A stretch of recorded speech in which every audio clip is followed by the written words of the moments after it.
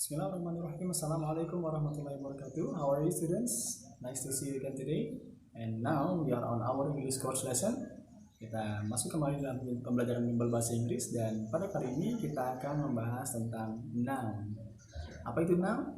Oke, nanti kita bahas ya. But before we start our class, let's open it by saying basmalah. Bismillahirrahmanirrahim. Oke, anak-anakku sekalian, apa itu noun?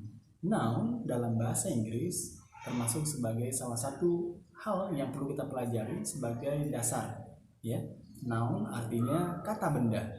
Oke, apa saja kata benda itu dan apa saja bentuknya? Kita akan membahas sedikit penjelasan tentang kata benda. Ya, dalam bahasa Inggris kata benda disebut noun. Kali ini akan kita bagi menjadi 4. Yang pertama adalah concrete noun, abstract noun, countable noun, dan uncountable noun. Oke, kita mulai saja dengan yang pertama ya. Yang pertama adalah concrete noun. Jadi kata benda itu dibagi menjadi yang pertama concrete noun, yang artinya kata benda konkret. Kata benda konkret itu apa sih? Kata benda konkret adalah kata benda yang bisa kita rasakan, kita cium, kita lihat, dan kita dengar. Basically-nya sebuah kata benda yang konkret bisa kita rasakan dengan panca indera. Oke, contohnya meja, udara, api, aroma.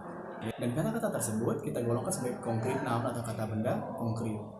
Kata benda kedua adalah disebut kata benda abstrak atau abstract noun.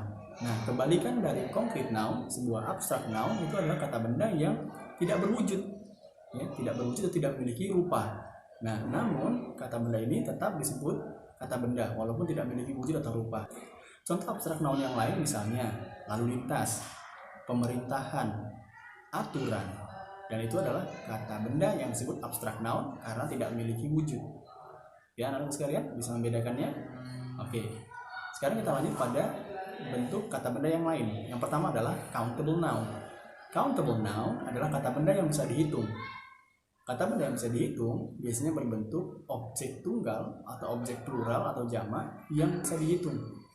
Ya, misalnya meja, kursi, daun, rumah, pensil, dan apa saja yang bentuknya bukan gas, bukan cairan, dan bukan partikel kecil. Nah, sebuah countable noun jika digunakan dalam bentuk jamak atau lebih dari satu, maka kita wajib menambahkan akhiran s atau s di ujungnya. For example, kata book atau buku. Jika buku yang kita sebutkan lebih dari satu, maka book menjadi books. Lalu misalnya kata toothbrush atau sikat gigi. Jika jumlahnya lebih dari satu, maka menjadi toothbrushes. Aturannya bagaimana? Maka huruf-huruf seperti X, CH, SH, Y yang dibaca I, O, S, dan SS adalah huruf-huruf yang jika terdapat pada akhiran sebuah kata benda, maka akhirannya wajib ditambahkan ES. Kita ulangi sekali lagi ya. Misal kita punya kata box. Box adalah sebuah kata yang berakhiran dengan X. Dalam aturan sebelumnya, jika sebuah kata benda berakhiran dari X, CH, SH, O, Y yang dibaca I, S, SS, atau Z, maka wajib ditambahkan PS.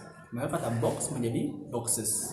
Begitu juga kata contoh seperti kata watch, jam tangan, maka menjadi watches, jumlahnya lebih dari satu.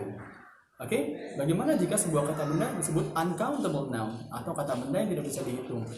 Seperti yang sudah kita bahas tadi, countable noun adalah kata benda yang bukan gas, partikel kecil, dan cairan. Maka sebuah uncountable noun bisa dimaknai sebagai kata benda yang tidak bisa dihitung yang seringkali bentuknya berbentuk gas, cairan, atau partikel kecil.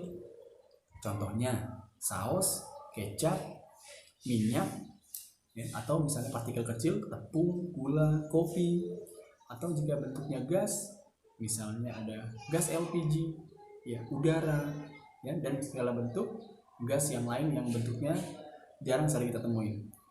Oke, anak-anakku sekalian, itu tadi adalah sedikit penjelasan tentang kata benda atau noun dalam bahasa Inggris. Tentunya nanti kalian bisa menggali jauh lebih banyak jenis-jenis dan bentuk-bentuk kata benda dalam pembelajaran berikutnya. Okay, thank you students. Thank you so much for your attentions. That's all for our meeting today. Keep practicing at home. And wassalamualaikum warahmatullahi wabarakatuh.